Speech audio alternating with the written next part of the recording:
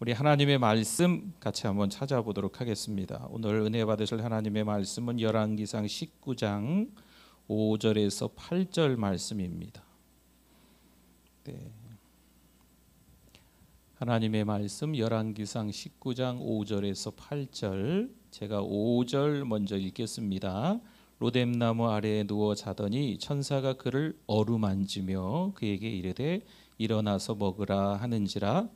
본즉 머리맡에 숯불에 구운 떡과 한 병 물이 있더라. 이에 먹고 마시고 다시 누웠더니 여호와의 천사가 또다시 와서 어루만지며 이르되 일어나 먹으라. 내가 갈 길을 다 가지 못할까 하노라 하는지라. 이에 일어나 먹고 마시고 그 음식물의 힘을 의지하여 40주 40야를 가서 하나님의 산 호렙에 이르니라. 아멘. 우리 잘 오셨습니다. 우리 옆에 분들 보시고 앞뒤 분들 보시고 인사 나누시겠습니다. 잘 오셨습니다. 은혜 많이 받으세요. 반갑습니다. 네. 오늘은 어루만지시는 하나님이라는 제목으로 오래간만에 이제 엘리야에 대한 말씀을 다시 돌아왔습니다. 네, 같이 은혜를 좀 나누려고 하는데요. 제가 좀 늦지막히 사진을 좀 보냈는데 이 사진을 한번 보세요. 지금 이 사진 속에 이 남자가 미쳤어. 그렇죠? 네, 저러다가 떨어지면 어떡하려고 저기를 외줄 타기를 저렇게 뭐 안전한 줄이 있나 모르겠어요. 아무튼 저렇게 여러분도 하실 수 있겠어요? 저도 저런 거 하라 그러면 안 할 것 같아요. 네. 근데 저 사람이 딱 한 번 해보고 해봤을까요? 아니겠죠. 물론 처음은 있었을 거예요. 처음은. 근데 한두 번 해서 저렇게 되지는 않겠지요. 또 다른 사진이 있어요. 미쳤어. 아무튼 아무리 봐도 제가 사람 찾아보세요. 사람. 지금 사람 못 찾으신 분 있는 거 아니에요? 저기 사람 있어요. 네, 저기 앉아 있는 거 보이세요? 네, 혹시 안 보이시는 분들이 옆에 분한테 물어보세요. 어디냐고. 아이고, 이게 참. 왜 저기 앉아 있고 싶을까요? 대단한 사람이죠. 우리 저기 앉으라면 앉을까요? 아유, 못 앉아요. 어떻게 앉아요? 사진 또 있어요. 또 한 장 더. 아유, 팔 힘도 세. 아무튼 네. 물론 이제 이게 사진 조작으로 해서 가짜도 있긴 있대요.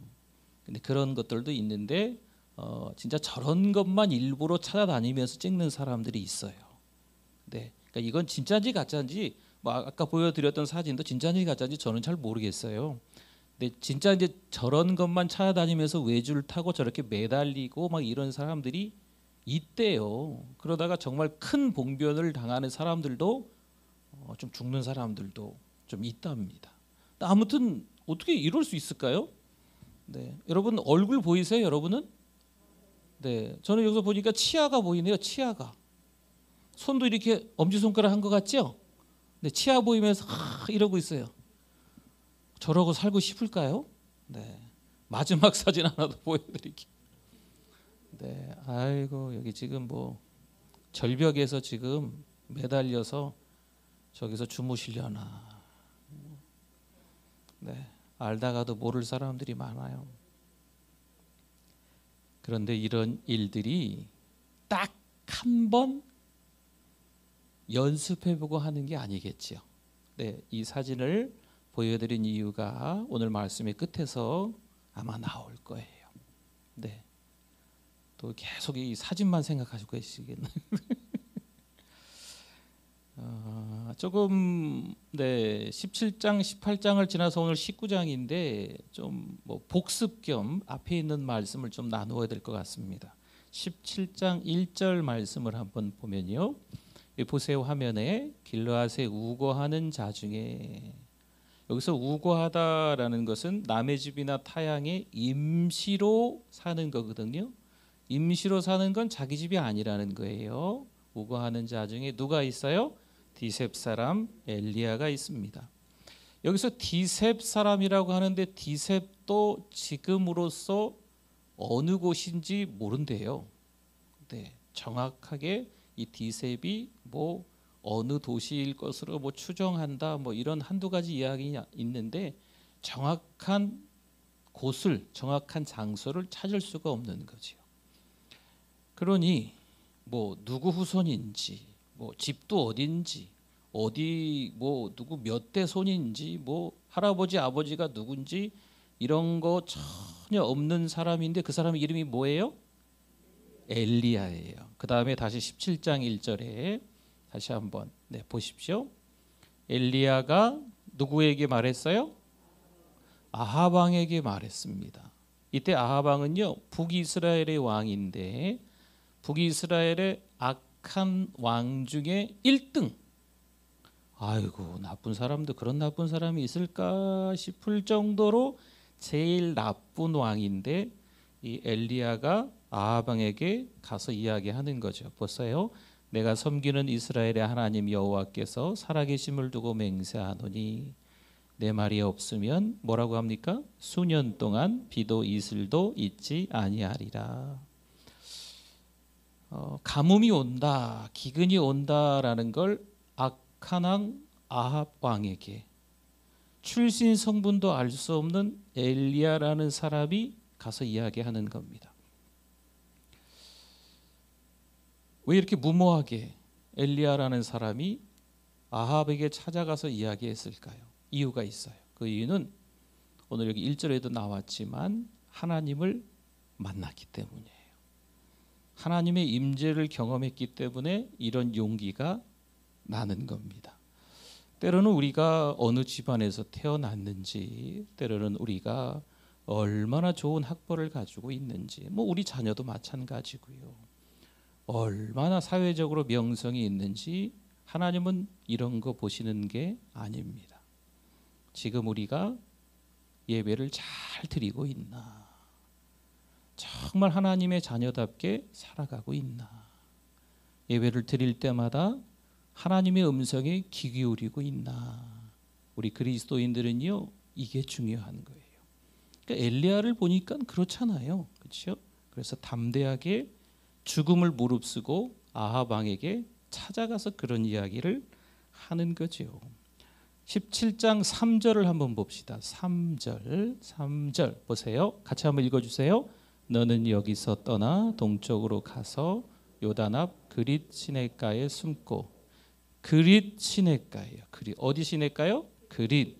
그릿은 예전에 말씀드렸는데 단절이라는 의미를 갖고 있습니다. 무모할 정도로 아합 왕에게 가서 외쳤어요. 그리고 나서 하나님이 이 엘리야를 빼돌리셨어요.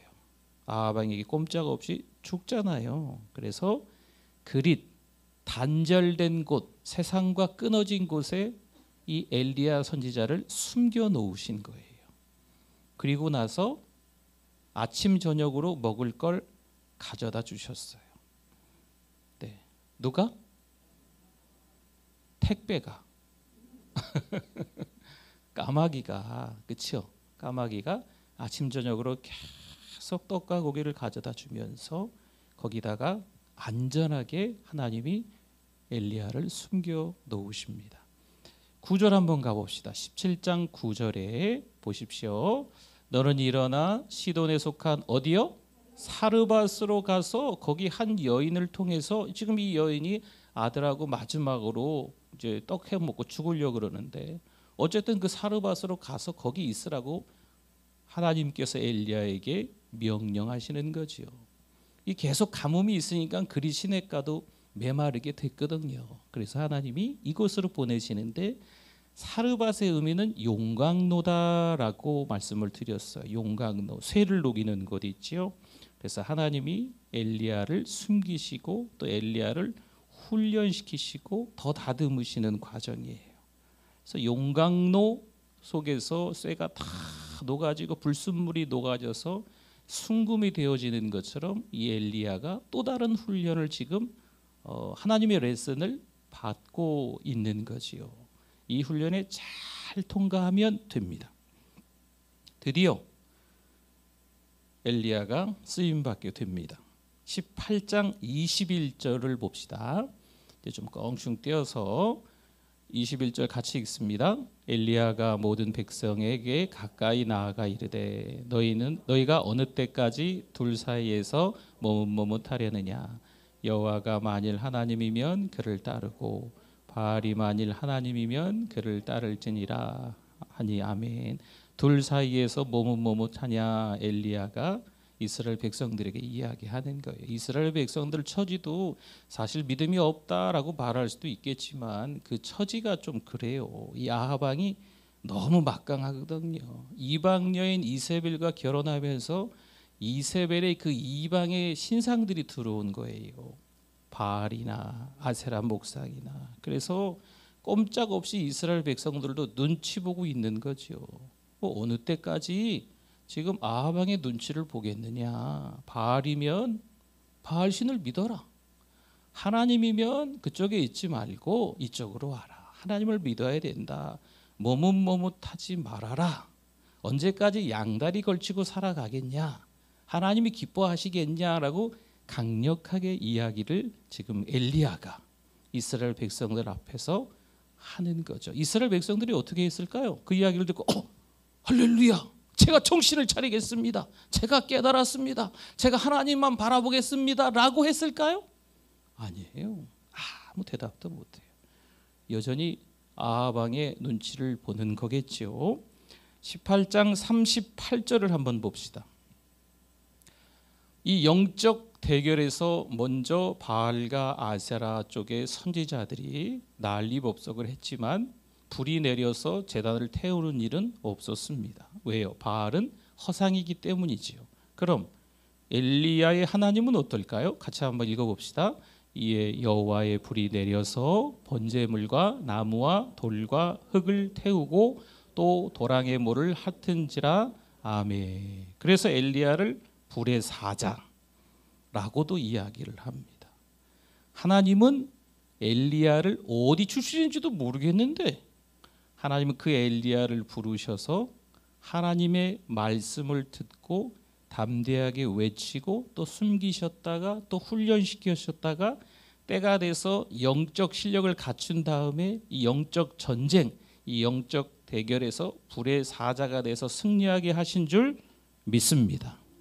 우리들도 어찌 보면요, 뭐 별 볼 일 없을 수 있습니다. 죄송합니다, 표현이. 그런데 하나님은 우리를 기꺼이 사용하신다. 반드시 우리를 사용하시는 줄 믿습니다. 어찌어찌 하다 보니까 삶 속에서 자꾸 하나님의 마음을 아프게 하는 일들이 목사인 저에게 우리들에게 있어요. 왠지 아세요? 우리는 죄인이기 때문에 그런 거예요. 여러분, 죄를 짓는 거 잘했다는 거 아니지만 죄를 지은 것 때문에 죄책감에 빠져 있으면 그게 더 안 좋은 거예요. 죄를 짓고 난 이후에 우리의 태도가 더 중요한 겁니다. 죄인이니까 죄를 지었어요. 그런데 그 다음에 하나님 앞에 철저히 회개하고 하나님께 주시는 새 힘을 얻어서 새 출발을 하면 됩니다. 할렐루야. 이게 하나님의 은혜고 하나님의 사랑이고 하나님의 자비잖아요. 그런데 죄를 짓고 난 이후에 그 자세가, 그 태도가 영 아니면 안 되는 거예요. 오늘 이 말씀 속에서 보면 엘리야가 어찌 보면 좀 엘리야 선지자에게는 좀 미안한 얘기지만 별 볼 일 없는 사람처럼 보이지만 하나님은 콕 집어서 지명하여 불러 세우셔서 영적 전쟁에서 앞장서서 승리케 만드십니다. 그러니 우리들도 그렇게 쓰임 받을 수 있다 없다? 있습니다. 우리의 자녀들도 지금 맨날 게임만 하고 직장도 때로는 못 들어가고 또 어쩌어쩌해서 이제 부부관계도 안 좋아가지고 뭐 헤어지니 자신이 뭐 이런 이야기도 막 들리고 먹고 사는 것도 시원찮고 뭐 이런저런 뭐 어려운 일들이 좀 있을 수 있지만 신앙을 저버리면 될까요? 안 될까요? 안 돼요. 이 땅에서의 상황들은요, 많이 바뀌어요. 그러나 우리의 신앙은 변함이 없어야 될 줄 믿습니다. 여러분, 이 코로나를 통해서 교회를 떠난 사람들이 참 많이 있지만요, 정확한 통계는 아니지만 우리 그리스도인들, 이 한국 교회의 15% 정도의 그리스도인들은 믿음이 너무나도 좋아졌대요. 오히려 더 믿음이 더 좋아졌대요. 아, 내가 지금까지 예배를 제대로 못 드렸구나. 더 예배 잘 드리는 거죠. 내가 어려울 때 하나님을 찾지 않았구나. 더 기도하는 거지요. 내가 정말 주를 위해서 살아가려고 하는 그런 자세가 지금까지 잘못됐구나 하면서 이 어려운 위기 상황을 지나면서 더 믿음이 좋아지는 사람들도 있다는 거예요. 우리가 될 수 있기를 축원합니다. 더 믿음 좋아져야 돼요. 네.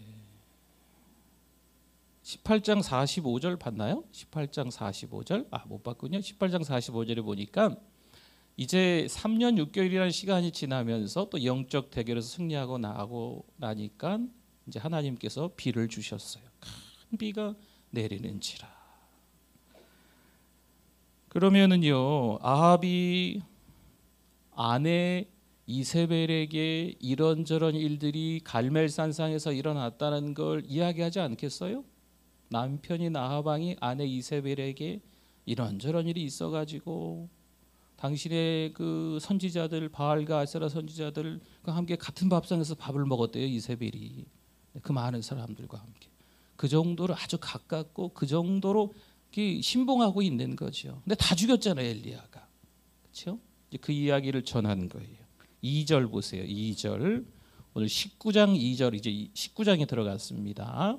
이세벨이 사신을 엘리야에게 보냈어요. 보낸 이유가 짐작이 되겠죠, 여러분? 노란 거 한번 보세요. 내가 내일 이맘때에는 반드시 엘리야 내 생명을 저 사람들 중 한 사람의 850명이 죽었잖아요. 죽은 저 사람들처럼 너도 그렇게 죽이겠다라고 엄포, 경고, 반드시 이렇게 하겠다.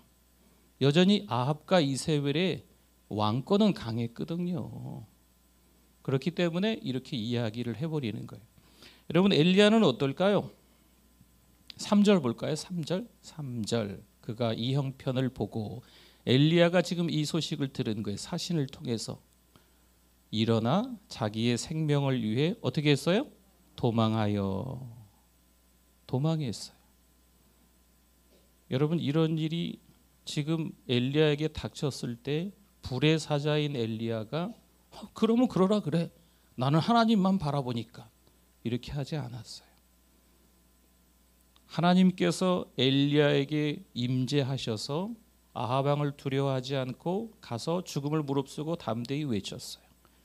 그리고 하나님이 그릿 시냇가에 숨기셔서 까마귀조차도 떡과 고기를 아침 저녁으로 갖다 주는 아주 놀라운 기적의 경험을 엘리야가 했습니다. 사르밧에서의 그런 경험들, 죽은 아이를 또 살리는 이런 경험들, 갈멜산상에서 850대 1로 싸워서 전쟁에서 승리해서 불의 사자가 된 엘리야. 그런데 이세벨이라는 왕 아내죠. 왕비라 그러나요? 이 왕비, 한 여인의 말로 인해서 절망에 이르게 되는 겁니다. 마귀는요, 문제를 부풀립니다. 아무리 하나님께 훈련을 잘 받았다고 해도 마귀가 한번 달려들면 속수무책으로 우리는 그냥 다 나가 떨어지는 거예요. 조심하셔야 됩니다. 마음이 빼앗기지 않도록 항상 조심하셔야 돼요. 요즘 같은 시기에 우리의 믿음이 송두리째 다 뽑힐 수 있는 때입니다. 그러나 조금 전에도 말씀드렸지만 오히려 더 예배 잘 드리셔야 돼요. 더 기도하셔야 되고 더 찬송하셔야 됩니다. 지금까지 신앙생활을 너무 잘해왔는데 단 한 번 이 마귀의 속삭임에 넘어가서 그냥 순식간에 하나님과 너무 멀어지는 어처구니 없는 일이 생겨버리면 너무 불쌍하잖아요. 4절 보세요. 4절. 자기 자신은 광야로 들어가 하룻길쯤 가서 한 로뎀나무 아래에 앉아서 자기가 뭐 하길 원했어요? 극단적인 선택을 하려고 하는 거예요. 여호와여 넉넉하오니 지금 내 생명을 거두시옵소서. 나는 내 조상들보다 낫지 못하네이다 하고 말씀합니다. 사실 엘리야는요 쉼 없이 달려왔어요. 17장, 18장, 19장까지 오면서 엘리야는 하나님께 특별히 쓰임받는 은혜를 경험했지만 엘리야의 이 육체가 쉴 날이 없었어요. 850대 1로 싸우는 게 여러분 얼마나 큰 스트레스겠습니까? 얼마나 힘들겠어요. 여러분 그것뿐이겠어요. 그 다음에 850대 1로 이기고 나서 850명을 다 죽였어요. 무슨 뭐 컴퓨터 앞에서 게임해서 죽이는 게 아니잖아요. 여러분 이 육체가 얼마나 힘들겠어요. 그리고 갑자기 이제 비가 오는 거죠. 하나님의 은혜로 비가 다시 내리기 시작하는 거예요.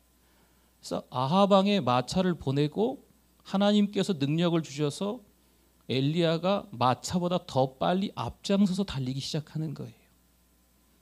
여러분 이런 은혜가 엘리야에게 계속 임하고 있는데 엘리야의 육체는 피곤해지는 거죠. 여러분 신앙생활 할 때 너무 힘들 때가 있어요. 어떻게 해야 될까요? 오늘 하나님께서 그때 어떻게 해야 되는가를 잘 보여주시는 말씀입니다. 호숫가에 배 두 척이 있습니다. 밤새도록 그물을 던졌지만 어부인데 이 갈릴리 호수에서 잔뼈가 굵은 어부인데 물고기를 단 한 마리도 잡지 못해서 그물을 씻고 깁고 정리하려고 하는 두 사람. 이 절망이죠. 여러분 어부가 물고기 잡으러 갔으면 물고기를 잡고 와야지 희망이 있는 거예요. 아이들을 먹여 살려야 되지 않습니까? 아이들 대학 등록금을 내야 되잖아요. 집도 사야 되지 않습니까? 여러 가지 형편이 더 나아지려면 어부가 물고기를 많이 잡아야 되는데 아무것도 할 수 없는 공친 거죠. 공친 거예요. 여러분 그때 찾아오는 이 절망, 이 탈진 이게 너무 힘들다는 거죠. 시편 42편 3절은 이렇게 표현합니다. 시편 42편 3절 말씀에 보니까 노란 부분만 한번 읽어주시겠어요?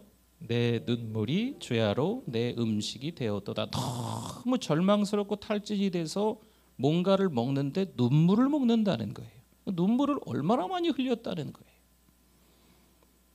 예레미야 20장 14절 말씀에는요 너무 힘드니까 예레미야가 자기가 태어난 날을 저주하는 거죠. 절망스러운 거예요. 이 정도 무게면 내가 감당할 수 있는데 감당할 수 있을 만한 무게가 다들 있잖아요. 그런데 감당할 수 있는 무게보다 더 무거워지면 이건 쓰러지는 거죠. 이건 잘못된 선택을 하려고 하는 거예요. 야고보서 5장 17절 18절 말씀에 보십시오. 같이 읽어볼까요? 엘리야는 우리와 성정이 같은 사람이로되 아멘. 우리와 뭐가 같아요? 그러니까 우리랑 같은 사람이라는 거예요. 뭐 그가 비가 오지 않기를 간절히 기도한즉 3년 6개월 동안 땅에 비가 오지 아니하고 다시 기도하니 하늘이 비를 주고 땅이 열매를 맺었느니라. 아멘. 우리와 성정이 같은 사람인데 누가 쓰셔서? 하나님이 쓰셔서 능력의 선지자. 이렇게 하나님이 불의 사자로 만드신 거지요. 그런데 놓치지 마셔야 될 건 지금 야고보서 5장 17절 초반에 보니까 엘리야는 우리와 뭐가 같아요? 성정이 같은 사람이라는 거예요. 우리도 그럴 수 있습니다. 하나님이 다 특별히 준비하셔서 엘리야를 사용하셨는데 어느 날 갑자기 로뎀나무 아래에서 죽고 싶은 거지요. 우리들은 어떨까요? 나 신앙생활 오래오래 했으니까 난 믿음이 좋으니 난 목사니까 그런 일 없을까요? 아니에요. 우리도 충분히 이런 상황까지 갈 수도 있는 거예요. 엘리야마저 이랬는데 나는 아닐 거야. 아니긴 뭘 아니야. 베드로가 그렇게 호언장담해도요, 주님 버려요. 모른다고 해요. 주님 앞길을 막아버리죠. 십자가의 길을 가셔야 되는데 갑자기 칼을 어디서 가지고 있었는지 어부가 칼을 휘둘러 갖고 귀나 자르고 말이야. 그렇죠? 말고의 종, 제사장의 종 말고인가? 그 귀를 잘라가지고. 그러니까 예수님께서 이게 딱 붙여가지고 다시 이렇게 낫게 안 해주셨으면 그 자리에서 칼부림 날 뻔했잖아요. 그러니까 괜히 호언장담해가지고 주님의 길을 막아서려고 하는 거죠. 하나님은 어떻게 하실까요? 18장의 불의 사자 엘리야, 19장에 아이고 나 죽고 싶습니다 하는 엘리야. 여러분 같은 사람일까요? 5절 한번 봅시다. 5절 한번 봅시다. 로뎀나무 아래에 누워 자더니 천사가 그를 어떻게 했어요? 어루만졌어요. 그에게 이르되 어떻게 해서 일어나서 먹으라 하는지라. 지금 로뎀나무 아래에 앉아서 엘리야가 뭐 하길 원했어요? 죽기를 원했어요. 엘리야의 이 몸이 다 탈진 상태에 있는 거예요. 좀 젊은 애들은요 번아웃 됐다 그래요. 번아웃. 완전히 기진한 상태. 에너지가 다 낭비된 거예요. 아무것도 할 수 없는 거죠. 꼼짝할 수 없는 거예요. 그런데 하나님이 일으켜주는 거죠. 어루만지며 충분히 이해해 주는 거예요. 누가? 하나님께서. 사랑하는 성도 여러분, 우리가 절망할 때가 왜 없겠어요? 우리가 탈진할 때가 왜 없겠어요? 근데 누가 우리에게 와서 어루만져 주신다고요? 하나님께서 이렇게 세워서 이거 먹어, 이거 먹으라 그러는 거예요. 6절 볼까요? 6절 같이 읽어주십시오. 본즉 머리맡에 숯불에 구운 떡과 한 병 물이 있더라. 이에 먹고 마시고 다시 누웠더니. 여러분 정말 힘들고 어려운 시간들을 보내면서 아주 이 삶을 단순하게 만드는 게 중요한 하구나라는 걸 깨달아요. 여러분 정말 힘들고 어려우니까 할 게 없더라고요. 제 경험상 성경 읽고 기도하는 것밖에 없더라고요. 하나님께 맡기는 것밖에 없더라고요. 말만 하면 뭐 그 말이 뭐 진짜가 아니고 가짜가 되는 것처럼 막 또 말이 막 꾸며지는 상황들이 있잖아요. 여러분 10년 전에 20년 전에 때로는 인생의 여정 가운데 그런 경험이 있으셨을 거 아니에요. 그렇죠? 그때는요 그냥 하나님만 바라보는 거예요. 삶을 아주 심플하게 단순하게 바꿔버리는 거죠. 내가 하니까 안 돼. 이걸 깨닫는 거예요. 그냥 하나님께 다 맡겨야 되는구나. 그냥 하나님이 주셨으니까 하나님이 주신 거 가지고만 사는 거예요. 그냥 하나님이 먹는 거 주셨으니까 먹고 다 먹었으니까 그냥 눕는 거지요. 그 다음에 또 볼까요? 7절 차례입니까? 7절 여호와의 천사가 또 다시 와서 또 어떻게 했어요? 또 어루만지는 거. 이르되 일어나 먹으라. 또 일어나 먹으라. 아니 방금 일어나 먹고 누웠거든요. 근데 하나님께서 또 일으켜 세우시는 거예요. 8절 보세요. 8절 같이 한번 읽어주세요. 이에 일어나 먹고 마시고. 아멘. 일어나 먹고 마시는 게 중요합니다. 네. 여러분 정말 힘들고 어려울 때 영적으로 많이 다운되고 있을 때 그때 내 육체가 얼마나 탈진 상태에 이르렀는지를 여러분 잘 깨달으셔야 돼요.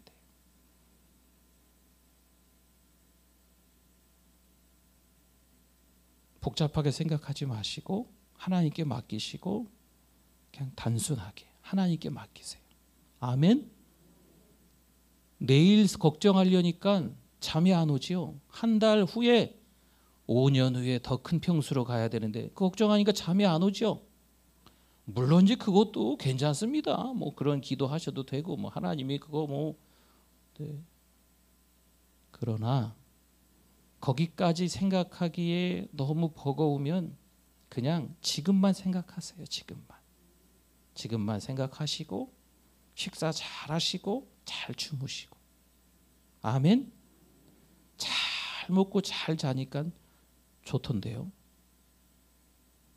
죄송합니다. 네. 이 말씀이 너무 저에게 위로가 되더라고요. 네. 여러분 그냥 단순하게 생각하셔야 될 것 같아요. 저에게 하는 메시지. 우리 모두가 같이 이걸 좀 깨달았으면 좋겠어요. 12절 볼까요? 12절. 그러나 그걸로 끝나는 게 아니에요. 세미한 소리, 하나님의 음성을 들어야 된다는 거예요. 하나님이 잘 먹이시긴 잘 재우긴 하시는데 거기서 끝나면 안 돼요. 하나님의 소리, 하나님의 음성을 들어야 돼요. 매일 아침 하나님이 들려주신 하나님의 음성이 있으십니까? 기도하셔야 돼요. 새벽에들 많이 나오시는데 새벽에 나와서 기도하세요. 힘내셔서 기도할 수 있는 시간을 잘 찾아서, 성경 읽는 시간을 잘 찾으셔서, 큐티, 하나님의 말씀을 읽고 생각하는 거예요. 묵상한다 그러잖아요. 따로 시간과 장소를 구별해서 세미한 하나님의 음성을 들을 수 있는 그게 있어야 돼요. 그래야 이겨낼 수 있어요. 18절. 몇 명을 하나님이 동역자로 붙여주셨습니까? 엘리야에게 7,000명. 동역자가 중요해요. 집사님, 저 위해 기도해 주세요. 권사님, 기도해 주세요. 메가폰 들고 아무데 돌아다니면서 내가 이렇게 힘든데 기도해 주세요 이렇게 할 수는 없지요. 동역자가 있잖아요. 영적인 동역자들 우리 주변에 있을까요? 없을까요? 있어요. 여러분 잘 보셔서 믿음의 동역자, 항상 하나님만 외치는 그런 동역자가 있어야 돼요. 입만 열면 나쁜 말하고 그냥 부정적이고 믿음 없는 말만 들어야 되고 막 이런 거면은 영적인 동역자가 아니에요. 하나님이 하십니다. 하나님이 은혜 주십니다. 별소리 아닌 것 같지만 그게 믿음이에요. 단순하게 하나님께 다 맡기려고 하는 사람이 우리의 동역자예요. 그런 동역자가 있으셔야 됩니다. 한 절만 더 볼게요. 창세기 17장 1절 말씀입니다. 아브라함이 99세 때에 여호와께서 아브라함에게 나타나서 그에게 이르시되, 한번 읽어주시겠습니까? 나는 전능한 하나님이라. 너는 내 앞에서 행하여 완전하라. 여기서 전능하다라고 하는 건 샤다이라고 합니다. 샤다이. 엘 샤다이 들어보셨죠? 엘은 하나님, 샤다이는 전능하다라는 거예요. 그러면 엘 샤다이 하면 전능하신 하나님이다. 하나님께서 아브라함에게 나타나셔서 하는 말이 엘 샤다이. 우리 조금 전에 찬양하더라고요. 전능하신 나의 주 하나님은, 그 다음에 뭐예요? 능치 못한 일이 없으신 분이 전능하다는 뜻이에요. 하나님은 능치 못하시는 일이 있을까요? 없을까요? 없어요. 그래서 엘샤다이 하나님이라 그러는 거예요. 그런데 여기서 이 전능하다라는 의미, 또 다른 의미가 있어요. 그러니까 제가 이제 이런 얘기는 잘 안 하는 편인데, 이제 조직 신학자 가운데 루이스 뻘콥이라는 사람이 있어요. 네. 미국의 칼빈 신학교 이렇게 아무튼 가르쳤던 분이신데 아주 유명한 분이죠. 이분이 하나님은 능치 못하는 일이 없는 전능한 하나님이라고 하면서 또 다른 의미를 우리에게 가르쳐주고 있어요. 하나님에게 주권이 있다라는 게 엘샤다이의 뜻이다. 그러니까 이 사람이 그냥 하는 얘기가 아니고 그 엘샤다이 원어를 분석해 보니까 이제 그런 의미를 담고 있다고 얘기하는 거죠. 내가 하는 게 아니고 누가 하는 거다? 하나님이 하시는 거다. 베드로가 어느 날 물고기를 잡으러 갔는데 한 마리도 못 잡았어요. 그러나 거기서도 하나님을 고백해야 돼요. 어떻게 해요? 엘샤다이 하나님, 전능하신 하나님을, 아니 그것도 하나님이 하신 거라니까요. 그랬으니까 그 배에 예수님이 올라타셔서 말씀을 전하셨고, 야 오른쪽으로 그물 던져. 그러면 한 마리도 못 잡았는데 밤새도록 아주 쇠가 빠지게 고생했는데 예수님 말씀에 의지. 지금 그 배에서 예수님이 침 튀기면서 지금 베드로가 가장 가까이서 말씀을 들었거든요. 그 해변에 쭉 있는 백성들에게 말씀을 전할 때 베드로가 들었어요. 절망한 탈진한 상태에서 그 말씀을 듣다 보니까 말씀에 의지해서 내가 그물을 내리겠습니다. 만선의 기쁨을 누린 줄 믿습니다. 그렇죠? 친구의 배까지 가득 차잖아요. 그때만 전능한 하나님이 아니고 한 마리도 못 잡았을 때도 하나님의 계획이 있다 없다? 있다. 전능한 하나님이죠. 여러분, 그러니까 이 베드로가 나중에 거꾸로 전설에 의하면, 구전에 의하면요, 거꾸로 십자가 지고 순교했대요. 그렇게 되기까지 베드로의 과거가 있잖아요. 여러분, 아까 무슨 사진을 제가 막 보여드렸는데 이 사람들 대단하지요. 근데 처음부터 태어나자마자 그렇게 되지는 않았을 것 같아요. 여러 과정들, 훈련들을 통해서 참 미친 사람처럼 되는 거죠. 그렇게 한쪽에, 그렇죠? 우리 믿음의 사람들도 정말 예수에 미친 사람이 되기 위해서 하나님이 어느 날 갑자기 그렇게 하시는 게 아니고 과정들이 있는 거예요. 과정들이. 넘어지고 자빠지고 어디 절망에 빠지고 막 엘리야처럼 죽고 싶어요. 뭐 예레미야처럼 생일을 막 저주하고, 뭐 시편의 시인처럼 아이고 그냥 내가 눈물이 그냥 흘러서 그냥 내 밥이 됐습니다 이런 고백하고, 막 박넝쿨 때문에 요나가 막 죽겠습니다. 나 죽고 싶어요. 막 이러는 과정들을 거치면서 하나님은 그 사람을 만들어 가시는 거죠. 그러니까 엘샤다이 전능하신 하나님이라고 하는 것은요, 잘 됐을 때만 전능한 하나님이라고 고백하는 게 아니에요. 아이고 너무 사는 게 힘든데, 그러나 그때에도 우린 고백해야 돼요. 하나님은 어떤 하나님? 전능한 하나님. 지금 내가 죽어라고 고생하고 있고 힘든 일을 겪지만 이것도 하나님이 계획하셨다. 하나님이 주권에 있다라는 것을 믿어야 되는 겁니다. 할렐루야.